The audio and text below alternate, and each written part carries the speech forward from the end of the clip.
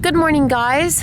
This morning we're sailing out of the Fuig Bay, where we came in right at sunset, and we are sailing to the bay that's closer to Willemstad. It's going to be not so crowded bay again, but it's closer to the town, so we can take the dinghy and go check in and go visit some people and visit the town. Thought I was losing who I call myself today. This is officially the most slow motion tacking we've ever done. We're going 2 knots, but it's dead calm, which is like the water's calm because we're inside the bay.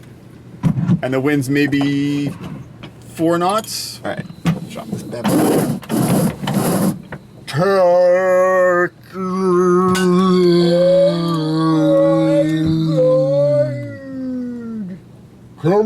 about. Hold.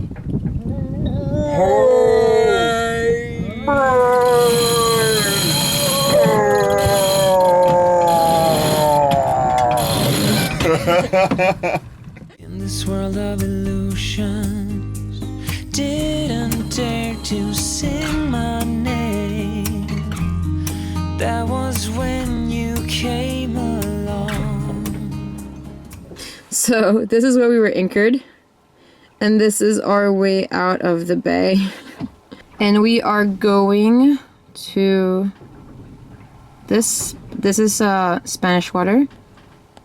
This is Willemstad. We're going to this bay right here. Pescadera Bay. If you were standing next to me, your arms have carried me for miles. Here's where I belong.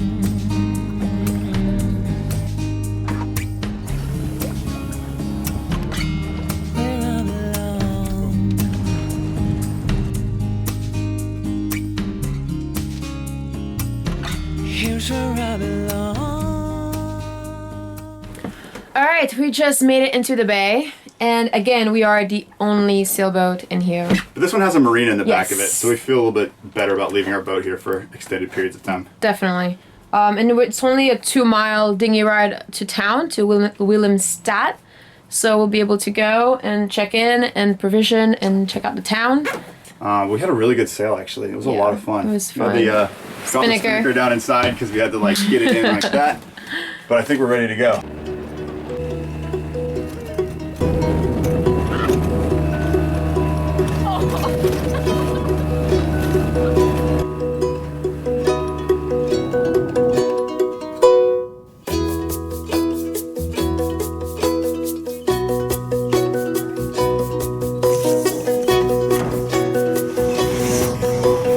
Next stop, immigration, which is across the river.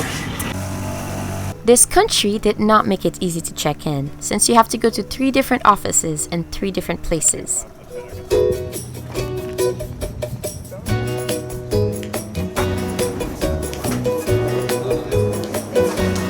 Two down, 1 to go. Our last stop is Port Authority, where we're gonna pay for anchoring in Curacao.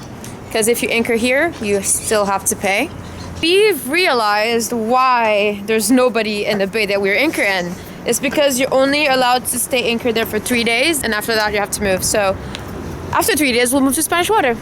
After the long process of checking in, it was time to explore the capital city of Curacao, Willemstad.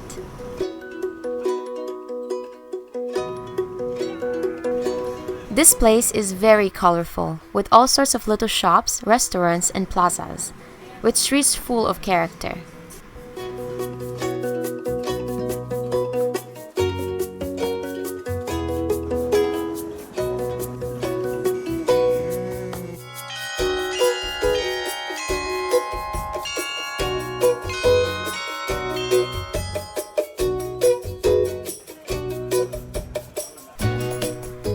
Curacao is well known for its floating market.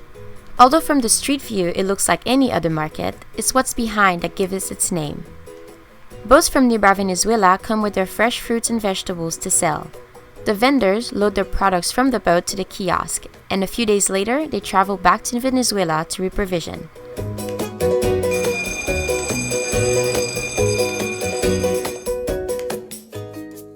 This floating, swinging pontoon bridge is locally known as our Swinging Lady. She opens for ships coming in and out of the bay, and she is the only pedestrian access connecting the two sites Punda and Otrobenda.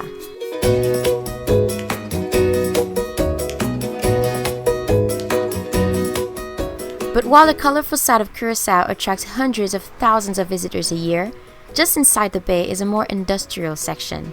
It is home to large scrapyards and huge oil refineries. It's not something that is often spoken of, but it plays a big part in the country's economy, producing over 350,000 barrels a day.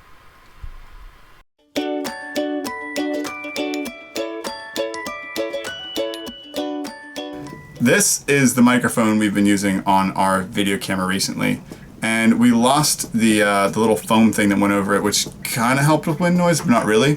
What we really needed was a big wind fluff like this one, and this one kind of worked for a little while. We kind of put it on the end. This is from an old microphone, but it left the back of the microphone exposed to the wind, which caused any amount of wind coming from the back, you'd still hear it. We just found these fluffy keychains at the local grocery store for about $2 each. And I'm about to DIY the shit out of them and turn them into a fluffy for this microphone. And I hope it works.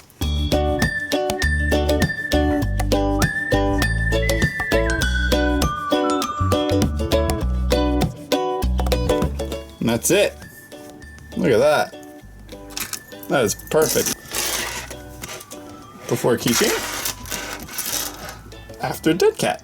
It is blowing maybe 10 knots, not too hard out here. And this is with our microphone without the dead cat on it. So as I turn around, you can hear that really loud like wind noise. It's pretty annoying. And this is with the $2 keychain dead cat on it. Wind's coming straight into the camera. You can hear me fine. You can't hear the wind at all. All right, now this is wind on the side. You can kind of hear the wind, but you can still hear me just fine. Wind coming from behind. Oh, this is fantastic.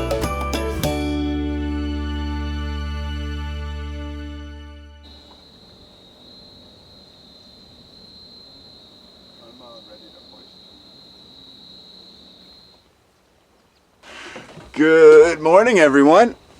Today, we are finally leaving Pescadero Bay and we are sailing south to Spanish waters.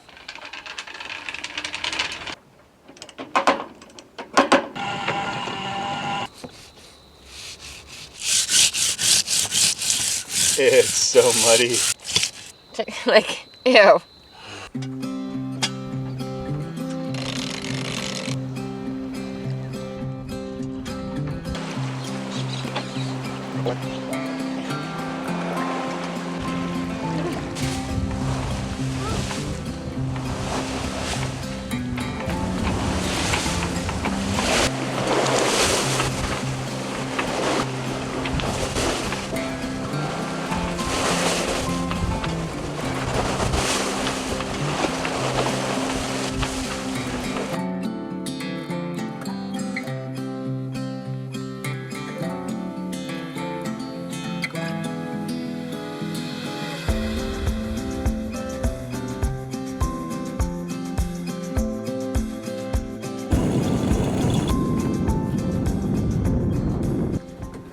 Look at this, float charge. Battery is 100%. Yeah, it's awesome. Turn the fridge back on. It's kind of funny because we saved the batteries for today. We didn't even use the motor. Yeah, we turned the fridge off last night. We made sure our batteries were like fully charged when we left this morning, and then we didn't use the motor. We used the motor for like 2 boat lengths getting out, just to like get up a little knuckle in the channel. And then for about 3 boat lengths here, just because there was a bunch of jet skis coming, I wanted to make sure we got like into their wake instead of getting hit sideways. So that's pretty sweet. Cool. Welcome to Spanish water. Basically, after Grenada, this is where all boats go in order to be south of the hurricane belt, whether it's to wait for the next sailing season or as a stopping point on the way to Panama.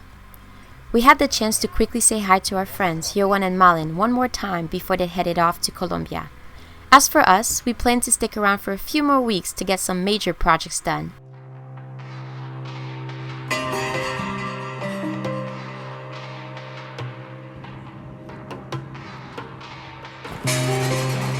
What the hell is going on?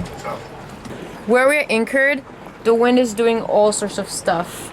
I guess because it's coming from 3 different directions and there's some sort of current, but all the boats around us, including us, were just dancing around each other. So I'm keeping an eye on the boat behind us specifically because it's, I don't know how much scope he has out, but he gets a little close to us at times. So I have the motor ready in case we need it. The windlass is on in case we need it. But yeah. Den is not here. Den went to get some Wi-Fi, so yeah, I'm all by myself. So here's a bit of a problem. Well, a big problem. The boat that was next to us, that I was worried it was getting a little closer to our boat, actually dragged the anchor and ended up on the reef in the anchorage. I tried to hail on 16, nobody got back, and I hailed on 68. He said wait up and see if anybody shows up. I texted then on the inReach, maybe he can find the couple that we met earlier that the boat belongs to. But I don't know what to do because I don't have a dinghy. I can't just swim to the boat. I don't know. Like, I've never had this situation happen before in front of me, and I feel it sucks because I'm putting myself in their shoes, and it's a scary thing to not know what your boat is doing and then come back and see it on the rocks.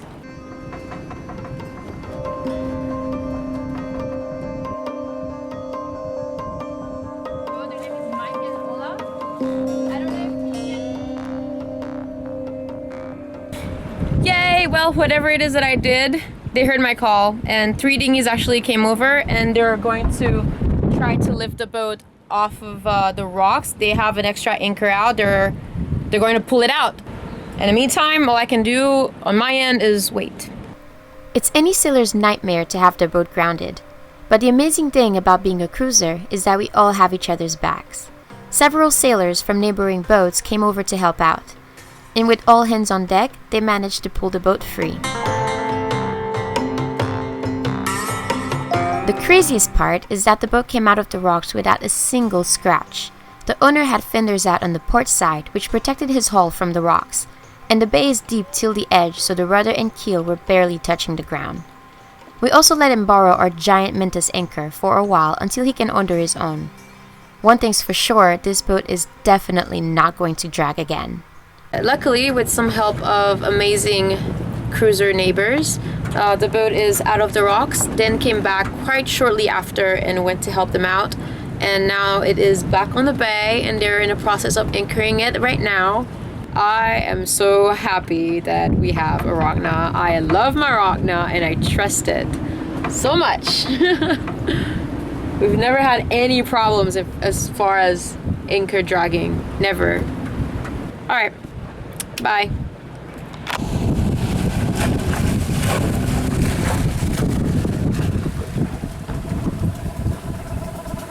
Good job. That was exciting. Oh my god, that was stressful. Lesson number 1. Buy a big anchor. A good anchor, not a shitty anchor.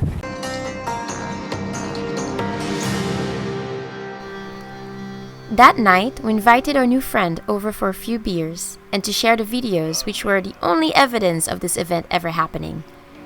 Oh, by the way, in case you are wondering, our new friend, that's Mike. You know, amazingly epic voiceover that you heard on the last step? Yup, Mike. 'Cause I fell into a burning ring of fire. I went down, down, down, and the flames went higher. And it burns, burns, burns, the ring of fire, the ring of fire.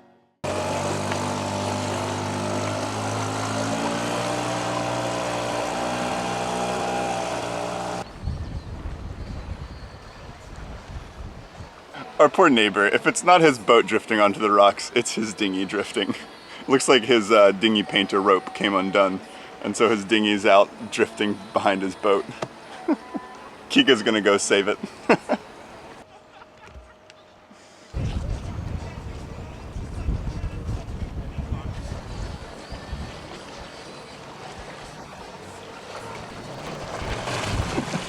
Never a dull moment, huh?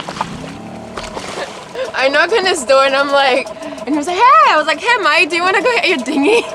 And he's like, oh shit, my dinghy's gone. So, yeah. And he was like, well, you guys come to the rescue every time. Oh my god. And that's the story of how Mike and us became quite close friends, which means you will see a lot more of him in our next step, where we celebrate his birthday, go diving, clubbing, meet the super cool crew of the YouTube channel Sea Change, save a leg, and go cliff jumping. With the leg, of course. Until then, cheers! Hey guys, I hope you guys enjoyed this step, and if you did, make sure you leave a thumbs up, we appreciate it. And also, then I want to thank everyone who participated in our recent hurricane relief live chat. We answered so many amazing questions, and we were able to raise $750 that we donated to Por Los Nuestros organization. It's a local organization to help restore clean drinking water for Puerto Rico. So thank you again for that.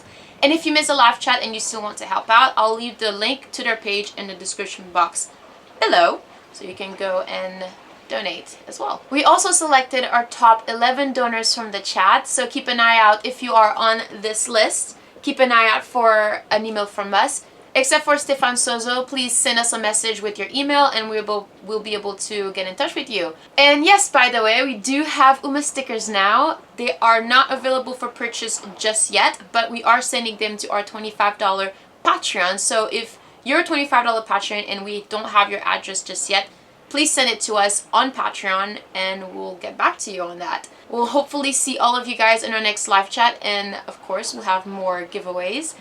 And yeah, see you in the next step. Bye!